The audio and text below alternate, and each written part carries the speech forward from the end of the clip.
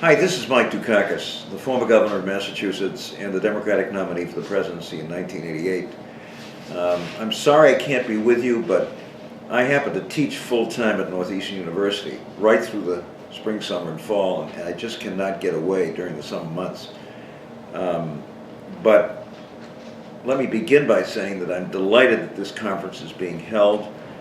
Tuan Nguyen and Kitty and I have become very close and very good friends, and it has been a pleasure to chair the Boston Global Forum, which he created and he organized, and which, as many of you know, has been focusing on major issues facing not only the nations of the Pacific, but the world generally.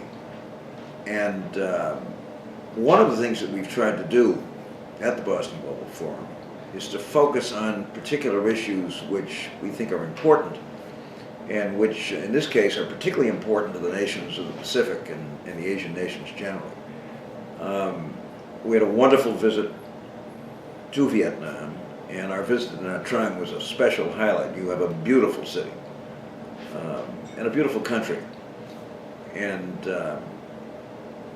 one of these days I hope we can get back and reconnect with so many of you. But in the meantime, I think you have an enormous opportunity in this plan for a IT and innovation zone and area, not only to strengthen the economy of Vietnam, but at the same time to attract investors and others who I think are very interested in what Vietnam has to offer, the people of Vietnam, your intelligence, your skill.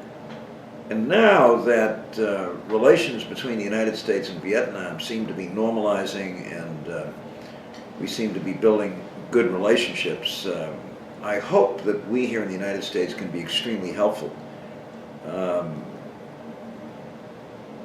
One of the things that struck us, Kitty and me, about our visit to Vietnam was the willingness of the people of Vietnam to move on beyond the war, which is pretty important to do.